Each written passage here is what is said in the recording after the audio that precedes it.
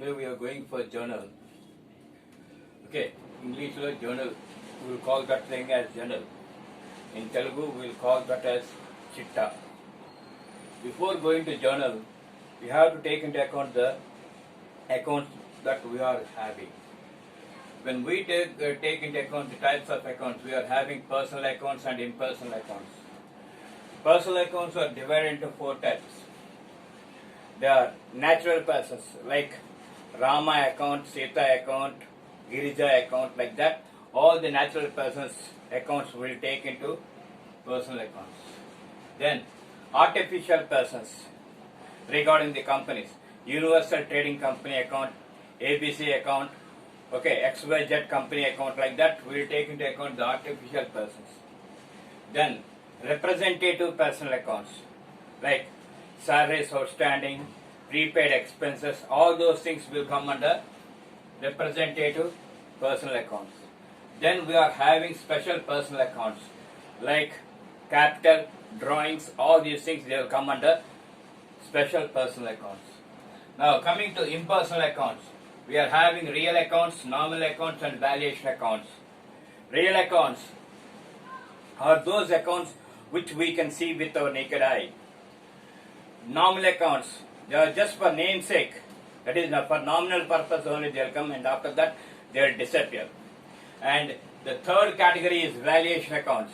When we value the assets and liabilities in the open market, whatever it may be, the changes that we come across will take under this valuation accounts. Now these accounts are to be remembered by every person. Okay. Now we are going for journal. That is the first thing that we come across in accounts.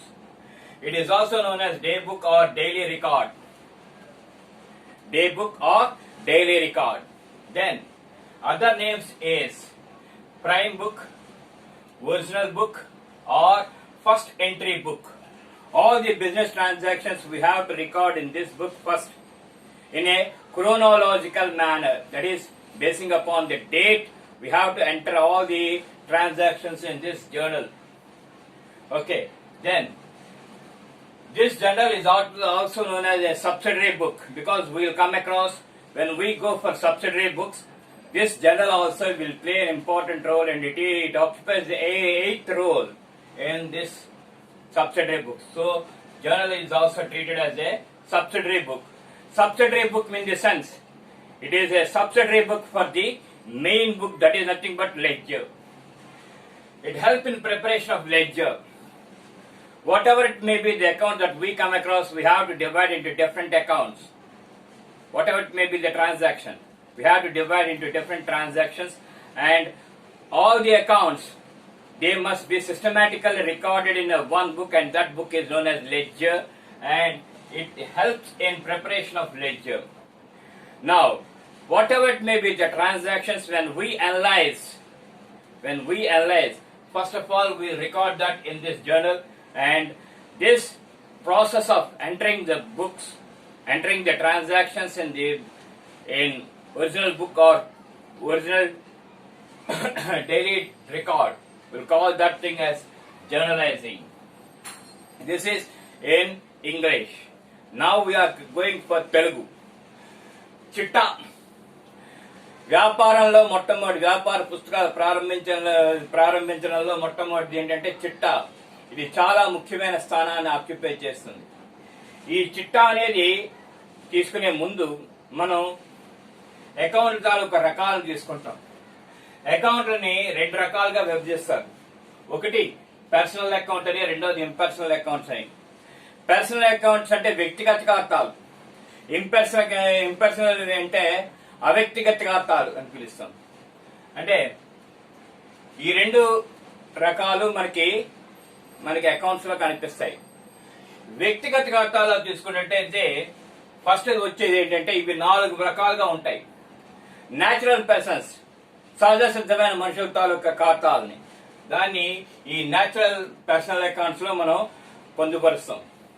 రెండోది artificial, కృత్రిమ వ్యక్తిగత ఖాతాలు. కృత్రిమ వ్యక్తిగత ఖాతాలు అంటే ఇప్పుడు కృత్రిమ వ్యక్తిగత ఖాతాలకు ముందుగా న్యాచురల్ పర్సనల్ అకౌంట్స్ అంటే Rama account, Sita account, Gita account, all these persons names, they will come under this natural persons. అంటే వ్యక్తిగత ఖాతాల్లో ఇవన్నీ మనకి జమ కొడతాయి. ఏంటి? రామ అకౌంట్, సీత అకౌంట్, గీత అకౌంట్, ఇవన్నీ న్యాచురల్ పర్సన్స్ సంబంధించినవి కాబట్టి న్యాచురల్ పర్సన్స్ ఖాతాలోకి వస్తాయి. ఆర్టిఫిషియల్ పర్సన్స్, కృత్రిమ వ్యక్తిగత ఖాతాలు. ఓకే, కోర్టు వారి ఆదేశానుసారం వ్యాపారాల తాలూకా కానీ కంపెనీల తాలూకా అకౌంట్లని మనం వ్యక్తిగతగా అది కృత్రిమ వ్యక్తిగత ఖాతాల కింద మనం పరిగణిస్తాం. ఉదాహరణకి AB company account, universal trading company account, XYZ company account, ఇవన్నీ ఓకే ఆర్టిఫిషియల్ పర్సన్స్ అంటే కృత్రిమ వ్యక్తిగత ఖాతాలు. మూడవది ఏంటంటే రిప్రజెంటేటివ్ పర్సనల్ అకౌంట్స్. రిప్రజెంటేషన్ ప్రతిపాదించే వ్యక్తిగత ఖాతాలను మనం రిప్రజెంటేటివ్ పర్సనల్ అకౌంట్స్ అని పిలుస్తాం. దీంట్లో ఏమి వస్తాయి sir? Out standing salaries. Out standing salaries అంటే రావాల్సిన జీతాలు, ప్రీపెయిడ్ ఎక్స్పెన్సెస్, ముందుగా చెల్లించిన ఖర్చులు, ఇలాంటివన్నీ రిప్రజెంటేటివ్ పర్సనల్ అకౌంట్స్ లో మనకు వస్తాయి. ఇవి కాకుండా స్పెషల్ పర్సనల్ అకౌంట్, ప్రత్యేకమైన వ్యక్తిగత ఖాతాలు. ప్రత్యేకమైన వ్యక్తిగత ఖాతాల్లో క్యాపిటల్ ఖాతా అంటే మూలధనం ఖాతా, సొంత వాడకాల ఖాతా, ఈ రెండు ప్రత్యేకమైన వ్యక్తిగత ఖాతాల కింద మనం పరిగణిస్తాం. ఇది అయిపోయిన తర్వాత ఇంపర్సనల్ అకౌంట్స్ అంటే అవ్యక్తిగత ఖాతాలు. ఇక్కడ వ్యక్తులు ఉండరు, వ్యక్తులు కాకుండా వేరే ఖాతాలను మనం ఈ ఇంపర్సనల్ అకౌంట్స్ అయితే అవ్యక్తిగత ఖాతాల కింద మనం పరిగణిస్తాం. దీంట్లో 3 రకాలు ఉంటాయి. ఒకటి వాస్తవిక ఖాతాలు, రెండోది నామమాత్రపు ఖాతాలు, మూడోది విలువలను తెలియజేసే ఖాతాలు. వాస్తవిక ఖాతాలు అంటే వాస్తవంగా మనం కంటితో చూసి తాలూకా ఖాతాలని వాస్తవిక ఖాతాలు అని పిలుస్తాం. ఉదాహరణకి బిల్డింగ్స్ ఖాతా, ప్లాంట్ అండ్ యంత్రాల ఖాతా, ఓకే, ఇలాంటివన్నీ ఫర్నిచర్ ఖాతా, ఇలాంటివన్నీ మనం రియల్ అకౌంట్స్ లో కనిపిస్తాయి. తర్వాత నామినల్ అకౌంట్స్, నామమాత్రపు ఖాతా, పేరుకు మాత్రమే అవి కనిపిస్తాయి, దాని తర్వాత అవి అదృశ్యమైపోతాయి. ఇలాంటి ఖాతాలని నామమాత్రపు ఖాతా అని పిలుస్తాయి. నేమ్ సేక్ అంటే పేరుకు మాత్రమే కనిపిస్తాయి, దాని తర్వాత అవి అదృశ్యమైపోతాయి. అలాంటి ఖాతాలని నామినల్ ఖాతాలు అంటారు. ఈ నామినల్ ఖాతాల్లో ఏంటి సార్ ఉదాహరణలు అంటే ఖర్చులు, నష్టాలు, ఇవన్నీ నామమాత్రపు ఖాతా. ఓకే, అలాగే ఆదాయాలు, లాభాలు, ఇలాంటివన్నీ కూడా ఈ నామమాత్రపు ఖాతాలోనే కనిపిస్తాయి. ఇకపోతే విలువ కట్టే ఖాతాలు. విలువ కట్టే ఖాతాలంటే ప్రతి వ్యాపారస్తుడు వాణిజ్యంలో తన తాలూకు ఆస్తుల స్థితిగతులు ఎలా ఉన్నాయి, అప్పుల తాలూకు స్థితిగతులు ఎలా ఉన్నాయి తెలుసుకోవడానికి ప్రత్యేకంగా ప్రతిసారి మార్కెట్లో వాటి విలువల్ని కొలవడం జరుగుతుంది. అలాంటి ఖాతాల్ని మనం వాల్యుయేషన్ ఖాతాలు అని పిలుస్తాం. ఈ వాల్యుయేషన్ ఖాతాలు కూడా ఇంపర్సనల్ అకౌంట్స్ లోనే వస్తాయి. ఇకపోతే చిట్టా అనే దాన్ని వేరొక రూపాంతరాల్లో కూడా పిలవచ్చు. డే బుక్ అని ఆర్ డైలీ రికార్డ్ ప్రతిరోజు తయారు చేసేది. ఈ డే బుక్ అయినా డైలీ రికార్డ్ అయినా సరే క్రోనోలాజికల్ మెథడ్ లో, క్రోనోలాజికల్ పద్ధతిలో, అంటే క్రోనోలాజికల్ మెథడ్ అంటే ఒక డేట్ ను ఆధారంగా చేసుకుని, టైం ను ఆధారంగా చేసుకుని, కాలాన్ని ఆధారంగా చేసుకుని నమోదు చేసిన వ్యవహారాలని అన్నింటినీ పరిగణలోకి తీసుకుని మనం దీంట్లో రాయవలసి ఉంటుంది. అందుకని క్రోనోలాజికల్ మెథడ్ మనకి ఎక్కువ ఉపయోగపడుతుంది. దీన్నే ఈ చిట్టాని ప్రైమ్ బుక్ అని, ప్రథమ పుస్తకము లేదా బుక్ ఒరిజినల్ ఎంట్రీ బుక్ అని, నిజమైన పుస్తకం లేదా ఫస్ట్ ఎంట్రీ బుక్, మొదటగా మనం నమోదు చేసే బుక్ అని కూడా మనం పిలుస్తాం. ఇప్పుడు ఈ జర్నల్ అనేది ఇది ఒక సహాయక చిట్టా. ఎందుకంటే మన సహాయక చిట్టాలకు వెళ్తున్నప్పుడు ఈ జర్నల్ తాలూకా ప్రాముఖ్యత కూడా ఉంటుంది. సహాయక చిట్టాలు 8 రకాలు. ఈ 8వ రకానికి సంబంధించిందే ఈ జర్నల్. ఎనిమిదో అంశమే ఈ జర్నల్. అందుకనే it is also treated as a subsidiary book. దీన్ని సహాయక చిట్టాలుగా కూడా మనం పరిగణించవచ్చు. తర్వాత వ్యాపార వ్యవహారాలని తగు పద్ధతిలో రాయడానికి చిట్టా రూపంలో చూపించడానికి, చిట్టా పద్ధతి రూపంలో చూపించడాన్ని మనం జర్నలైజింగ్ అంటాం. ఈ చిట్టా ఎందుకు ఉపయోగపడుతుంది అంటే మనకు కావలసిన ఆవర్జాన్ని తయారు చేయడానికి ఈ జర్నల్ ఎంట్రీ చాలా ఉపయోగపడుతుంది. అందుకనే it helps in preparation of ledger అన్నారు. ఎందుకంటే ఆవర్జాన్ని తయారు చేయడానికి సహాయకారిగా ఉంటుంది కాబట్టి, సహాయపడుతుంది కాబట్టి దీన్ని ముఖ్యంగా మనం పరిగణలోకి తీసుకోవాల్సి ఉంటుంది. ఈ విధంగా మనకి చిట్టాపద్ధతులు ఏర్పడతాయి. ఈ చిట్టాపద్ధతులు ఏర్పడిన తర్వాత ఈ చిట్టాపద్ధతులను ఏ విధంగా చూపించాలి, ఎలా చూపించాలి అంటే దానికి సంబంధించింది ఇప్పుడు చెప్తాను.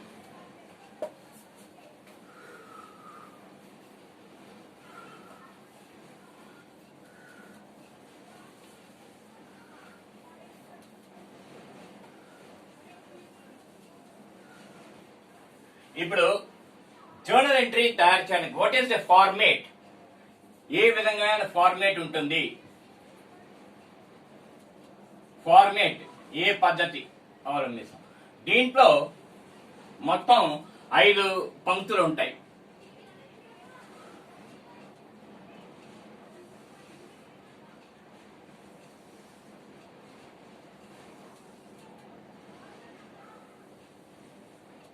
ఇవి మొట్టమొదటిది ఏంటంటే తేదీ, డేట్. దాని తర్వాత పర్టికులర్స్, వివరాలు.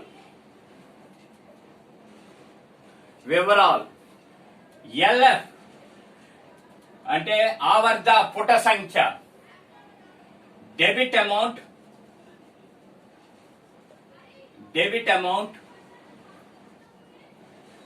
And credit amount.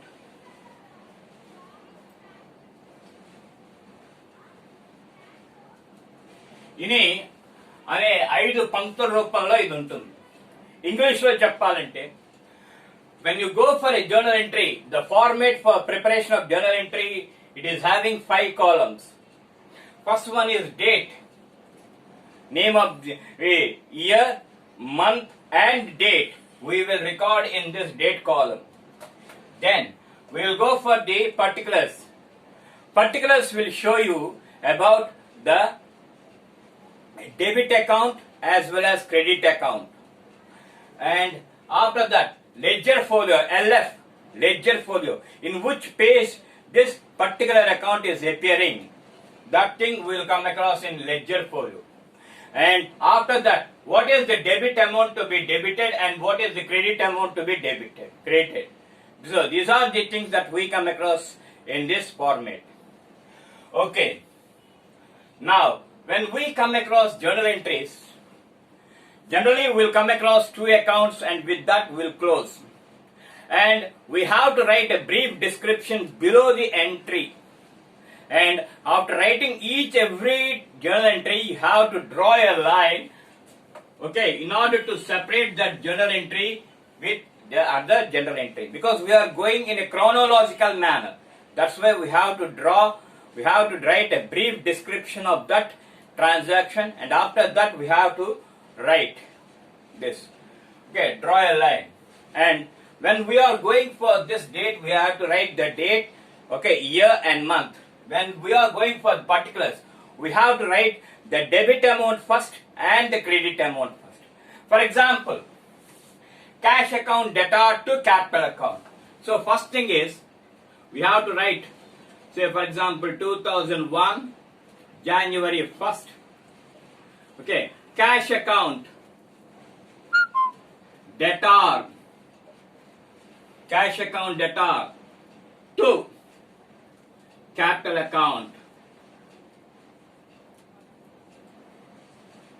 Okay, here first of all we have to write the debit account. So for example here cash account, and at the end of that cash account we have to write DR. It means that that cash account must be debited with the other account. You should not debit the cash in cash account. Whatever it may be, the other account that we come across, we have to debit that on debit side. Then you have to leave some gap. In order to separate the debit account and credit account, we have to leave some space. And this word 2, it represents the CR. Instead of writing CR, you can show 2. So thereby, this account is to be created with the above account. Okay. And whatever it may be, the page number that you are keeping the cash account, you have to write the page number. In the same way, whatever it may be, the capital account that you are showing, you have to write this thing. And debit amount you have to show here, and credit amount you have to show here. That is, you have to show cash account and you have to show capital account here. Like this you have to do, and you have to prepare the journal. And after preparing all the journal entries, one thing you have to keep, that you have to total the debit side as well as credit side. Thereby, when the two totals, debit side total, when the credit side total, when they are equal, then it shows that we are entering the transactions in a perfect manner. Now, coming to Telugu. చిట్టా తాలూకా format ఎలా ఉంటుంది? ఇది 5 పంక్తుల్లో ఉంటుందండి. మొట్టమొదటి date, తేదీ, దాని తర్వాత వివరాలు, దాని తర్వాత పుట సంఖ్య, దాని తర్వాత డెబిట్ అమౌంట్ అంతా, క్రెడిట్ అమౌంట్ అంతా. ఇప్పుడు రాస్తున్నప్పుడు మీకు ఎలా ఉంటుంది అనేది మీకు చూపిస్తున్నాను. 2001 జనవరి 1 అని డేట్లో కోలంలో ఇయర్, మంత్, డేట్ కూడా మనం చూపించాలి. అది అయిపోయిన తర్వాత క్యాష్ అకౌంట్ డెటార్, నగదు ఖాతా డెటార్ అని చెప్పి ముందు వరుసలో రాస్తాము. దాని తర్వాత కొంచెం ఖాళీ వదిలి, గ్యాప్ వదిలి, టు క్యాపిటల్ అకౌంట్ అంటే క్రెడిట్ అంశాన్ని మనం రాస్తాం. ఎందుకు ఇలా రాస్తాం? ఒకేసారి రాసేవచ్చు కదా, ఒకేసారి రాసేవచ్చు. దానివల్ల కొంచెం కన్ఫ్యూషన్ అనేది ఉంటుంది కాబట్టి we will write in this manner. అంటే డిఆర్ అంటే ఆ అకౌంట్ ని, క్యాష్ అకౌంట్ లోని ఈ రెండో అకౌంట్ డెబిట్ సైడ్ చూపించాలి అని అర్థం. నెక్స్ట్ ఇక్కడ సిఆర్ అని రాయొచ్చు కదా, సిఆర్ అని రాసే బదులు 2 అనే పెట్టి, సిఆర్ అనే పదాన్ని 2 అనే పదం దాన్ని రిప్లేస్ చేస్తుంది కాబట్టి 2 క్యాపిటల్ అకౌంట్ అని రాస్తాం. అలాగే మూడో దాంట్లో పుట సంఖ్య, క్యాష్ అకౌంట్ ఏ పేజీలో తయారు చేస్తున్నాం, ఓకే, లెడ్జర్ లో ఏ పేజీలో క్యాష్ అకౌంట్ చూపిస్తున్నాం ఆ పేజీ నంబరు. అలాగే క్యాపిటల్ అకౌంట్ ఏ పేజీలో చూపిస్తున్నాం ఆ క్యాపిటల్ అకౌంట్ మనం ఇక్కడ చూపిస్తాం. అలాగే డెబిట్ చేయవలసిన అమౌంట్ ని డెబిట్ సైడ్ రాసి, క్రెడిట్ చేయవలసిన అమౌంట్ ని క్రెడిట్ సైడ్ రాయాలి. ప్రతి చిట్టా పద్ధతికి దాని తాలూకా సూక్ష్మంగా వివరణ తెలియజేయాలి. దీని అర్థం ఏంటంటే, వ్యాపారాన్ని నగదుతో ప్రారంభించినందున, అంటే మూలధనం రూపంలో ఇంత నగదు తీసుకొచ్చినందున అని దీని తాలూకు అర్థం. ప్రతి దానికి కొంచెం ఒక సూక్ష్మ రూపంలో మనం వివరణ ఇవ్వాలి. వివరణ ఇచ్చిన తర్వాత దాన్ని బట్టి ప్రతి వాళ్ళకి అది అర్థం అవుతుంది. ఓహో, వ్యాపారంలో ఇంత మూలధనంతో మూలధనం కోసం నగదు తీసుకొచ్చాడు అని చెప్పి అర్థం అవుతుంది. అలాగా ప్రతి చిట్టాపట్టు రాసిన తర్వాత మనం ఒక పూర్తి రేఖ రాయాలి, పూర్తి గీత మనం చూపించాలి. దీనివల్ల అర్థం ఏంటంటే, ప్రతి చిట్టాపత్తికి వ్యత్యాసం చూపించినట్టు, తేడాలు చూపించినట్టు మనకి దీని ద్వారా అర్థం అవుతుంది. ఇది చిట్టాపత్తుల తాలూకా ప్రథమ అంశం. దీని తర్వాత మీ రేపటి నుంచి మీకు కొన్ని చిట్టాపత్తులు చెప్పడం జరుగుతుంది. దాని తర్వాత మిగతా వాటికి ఓకే.